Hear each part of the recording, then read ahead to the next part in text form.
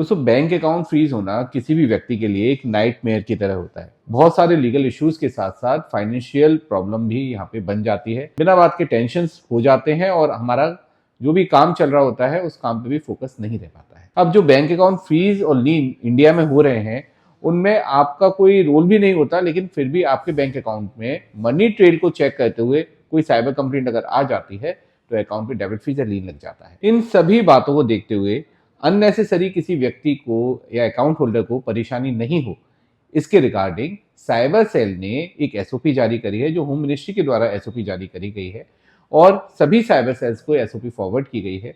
आगे बैंकों को और साइबर सेल को इसमें जिम्मेदार बनाया गया है कि किस तरीके से बैंक अकाउंट की डेबिट फीस और लीन की कार्रवाई होगी और अनफ्रीजिंग या अनलीन की कार्रवाई भी की जा सकती है। एसओपी के माध्यम से एक स्पष्ट गाइडलाइन बना दी गई है जो सभी साइबर सेल के लिए सेम रहेगी, सभी स्टेट साइबर सेल्स के लिए भी, और बैंकों को भी इसमें कोई कंफ्यूजन नहीं रहेगा कि किस तरीके से आगे फर्दर अकाउंट्स को अनफ्रीज करना है या अनलीन करना है। अब दोस्तों ये सब बातें तो बहुत अच्छी हैं, लेकिन प्रैक्टिकली जो चीजें होती हैं जमीनी स्तर पे वो क्या है, आज इस वीडियो में हम इसी टॉपिक पे डिस्कस करेंगे। नमस्कार दोस्तों मैं हूं एडवोकेट आयुष गर्ग और आप देख रहे हैं अपना YouTube channel online legal symptom.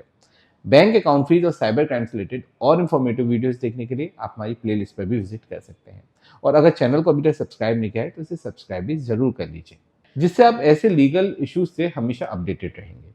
चलिए दोस्तों बिना देर करे टॉपिक को शुरू करते हैं। दोस्तों सबसे पहले हम ये जानते हैं कि आखिर बैंक अकाउंट फ्रीज होते क्यों हैं, लीन क्यों लग जाता है, जबकि आपका उस साइबर क्राइम में कोई रोल भी नहीं होता। तो देखिए दोस्तों, सबसे पहले जब भी कोई साइबर क्राइम होता है तो अकाउंट होल्डर जिसके संग क्राइम हुआ है वो एक कंप्लेंट फाइल करता है 1930 पे या फिर cybercrime.gov.in पे विजिट करके। कई बार वो साइबर सेल में विजिट करके डायरेक्ट एफआईआर भी फाइल करा देते हैं। ज्यादातर 10 लाख से ऊपर के जो मामले होते हैं उनमें एफआईआर फाइल हो जाती है। अब एक बार अगर कंप्लेंट फाइल हो जाती है तो अकाउंट से जो फंड निकलता है कंप्लेनेंट के, वो डिफरेंट अकाउंट्स में ट्रांसफर किया जाता है, और जब वो ट्रांसफर हो जाता है तो कंप्लेंट फाइल होने के बाद मनी ट्रेल को साइबर सेल चेक करता है। उस मनी ट्रेल के आधार पर ही साइबर सेल साइबर क्रिमिनल्स को पकड़ने के लिए अपनी पूरी कार्रवाई करता है। लेकिन दोस्तों यहाँ ध्यान रखिए, साइबर क्रिमिनल बड़े चालाक होते हैं, वो अपने अकाउंट को यूज ही नहीं करते हैं, वो बल्कि ऐसे अकाउंटों को यूज करते हैं जो कि म्यूल अकाउंट्स होते हैं, किसी अन्य व्यक्ति के नाम पे होते हैं, जिनको पता ही नहीं होता कि उनके बैंक अकाउंट का मिसयूज हो रहा है, और उस अकाउंट से वो फंड डिफरेंट अकाउंट्स में ट्रांसफर कर देते हैं।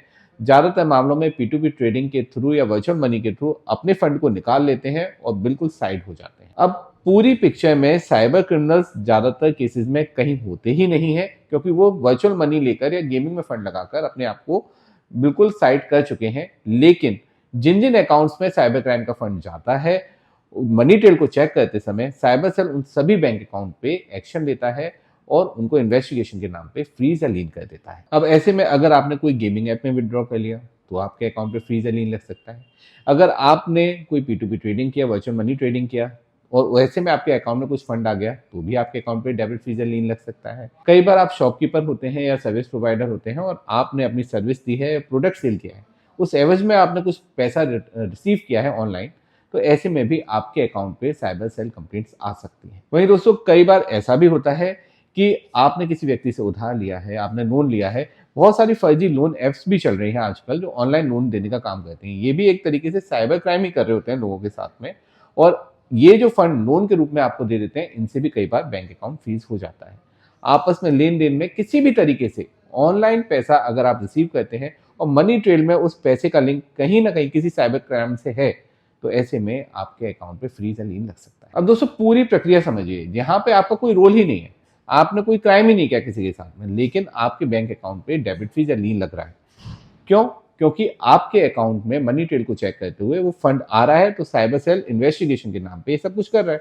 उसके बाद आपको 35(3) का नोटिस भेजा जाता है, 41(a) का नोटिस जो होता है CRPC में, और आपको 94 BNS का नोटिस भी भेजा जाता है। साइबर सेल में बुलाया जाता है, इन्वेस्टिगेशन की जाती है, तब जाके बाद में आपका बैंक अकाउंट अनफ्रीज हो या नहीं हो, ये भी भगवान भरोसे रहता है। इन सभी चीजों में आपके लिए जो सबसे बड़ा इशू बनता है वो होता है फाइनेंशियल रूप से आपके लिए दिक्कतें हो जाती हैं। अगर डेबिट फ्रीज हो जाता है अकाउंट, आप पैसा नहीं निकाल सकते। सैलरी अकाउंट है, सैलरी आती रहेगी लेकिन निकाल नहीं पाएंगे।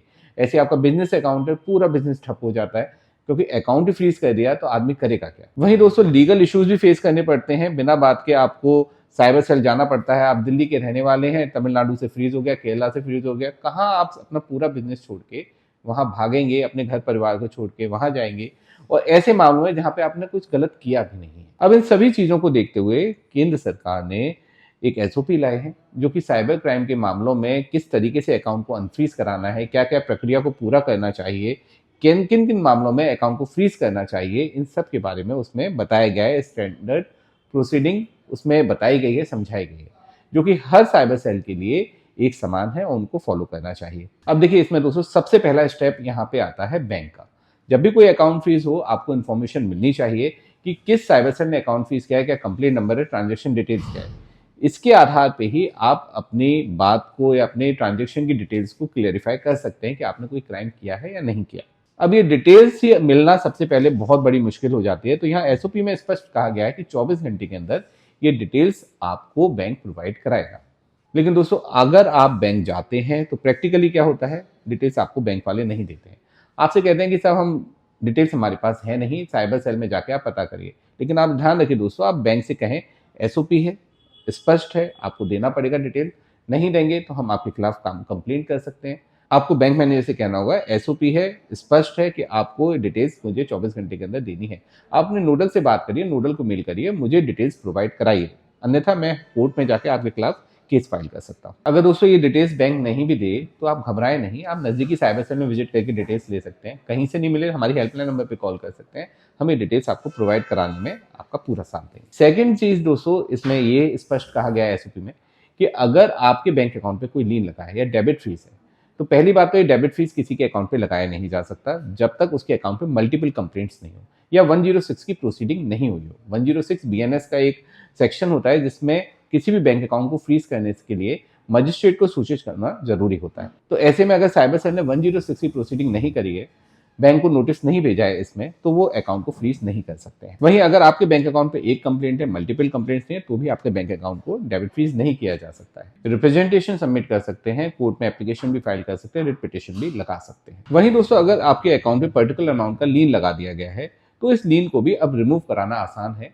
लेकिन इसके लिए आपको अपने ट्रांजेक्शन से रिलेटेड सारे रेलिवेंट डॉक्यूमेंट सबमिट करने होंगे बैंक में, और CFCF RMS पोर्टल पे भी अपलोड करने होंगे। इस पोर्टल पे बैंक के द्वारा ही अपलोड किया जा सकता है, जिससे आगे आपकी फाइल इन्वेस्टिगेशन ऑफिसर तक चली जाती है और 15 दिन में इन्वेस्टिगेशन ऑफिसर को इस पे अपना जवाब देना होता है कि वो अकाउंट अनफ्रीज करेंगे या नहीं करेंगे, लीन को रिमूव करेंगे या नहीं करेंगे। अगर इन्वेस्टिगेशन ऑफिसर इस पे कोई कार्रवाई नहीं करते हैं तो आगे उनके सुपीरियर ऑफिसर पे ट्रांसफर हो जाता है और उसके बाद स्टेट साइबर सेल पे भी ये चला जा सकता है।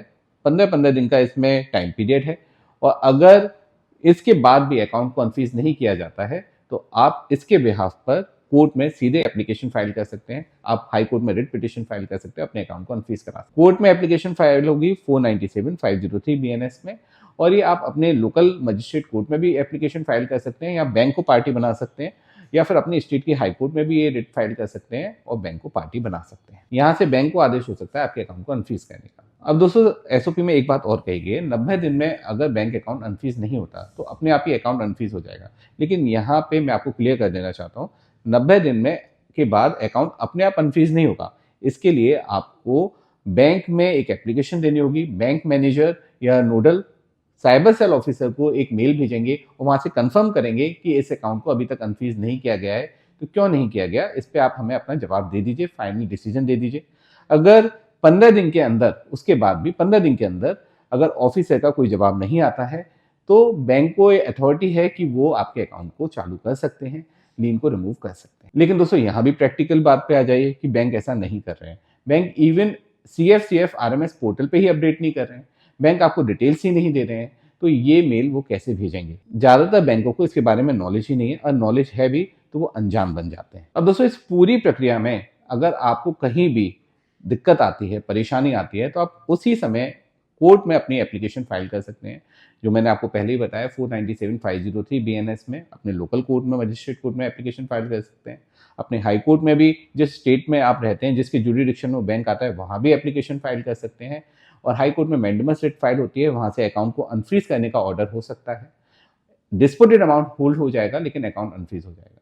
वहीं अगर आपके अकाउंट पे एक कंप्लेंट है तो अनफ्रीज होने की प्रक्रिया आसान रहती है। मल्टीपल कंप्लेंट्स है तो आपको अपने सारे रेलिवेंट डॉक्यूमेंट सबमिट करने पड़ेंगे, उसमें टाइम भी लग सकता है। मल्टीपल कंप्लेंट्स में दिक्कत ज़्यादा आती है, कोर्ट इतनी आसानी से अकाउंट को अनफ्रीज नहीं करते। अगर दोस्तों सिंगल कंप्लेंट है तो आप उस स्टेट की साइबर सेल में भी कोऑर्डिनेट कर सकते हैं जहां से आपके अकाउंट को फ्रीज किया गया है, वहां पे आप एक रिप्रेजेंटेशन सबमिट कर सकते हैं और अपने अकाउंट को अनफ्रीज करा सकते हैं। साइबर सेल के साथ साथ आप बैंक को भी रिप्रेजेंटेशन भेज सकते हैं, इससे प्रक्रिया थोड़ी तेज हो जाती है।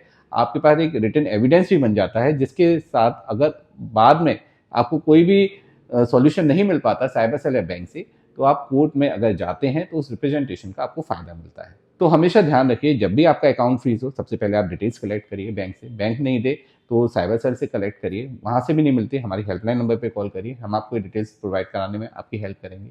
सेकंड स्टेप, एक रिप्रेजेंटेशन बैंक में और साइबर सेल में ज़रूर सबमिट करिए, इसके लिए भी आप हमसे कॉन्टैक्ट कर सकते हैं। इसके बाद भी अगर अकाउंट अनफ्रीज नहीं होता है और आप CFCF RMS पोर्टल पे अपडेट करा देते हैं, पूरी प्रक्रिया फॉलो करके भी अकाउंट अनफ्रीज नहीं होता, या आपको जल्दी अकाउंट अनफ्रीज कराना है तो साइबर सेल में विजिट कर सकते हैं डायरेक्टली, या एडवोकेट के माध्यम से साइबर सेल में विजिट करवा सकते हैं। वहां पे डिस्प्यूटेड अमाउंट रिटर्न करवा के अपने अकाउंट को अनफ्रीज करा सकते हैं।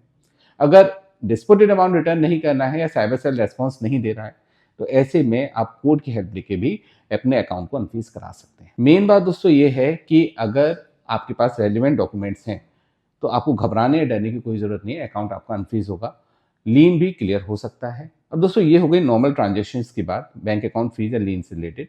लेकिन अगर आपने अपने बैंक अकाउंट को किसी साइबर क्रिमिनल को दे दिया है, यूज़ करने दिया है, रेंट पे दे दिया है, कमीशन बेस पे दे दिया है, या फिर आपके बैंक अकाउंट का बिना आपकी मर्जी के मिसयूज़ हो गया है या बिना इस जानकारी के उसमें साइबर क्राइम में ये अकाउंट यूज़ होने वाला है किसी साइबर क्राइम में, तो ये जानकारी भी अगर आपको नहीं है और आपके बैंक अकाउंट का मिसयूज़ हो गया है, तो ऐसे केसेस में आपके लिए बहुत ज़्यादा लीगल इश्यूज़ हो जाते हैं, क्योंकि साइबर सेल यहाँ पे आपको ही साइबर क्रिमिनल समझते हैं, आपको साइबर क्रिमिनल का साथी समझा जाता है और आपके लिए बड़ी दिक्कतें आ जाती हैं। इस चीज़ को सॉल्व करने के लिए आपको बहुत ध्यान, बहुत सावधानी रखने की ज़रूरत है।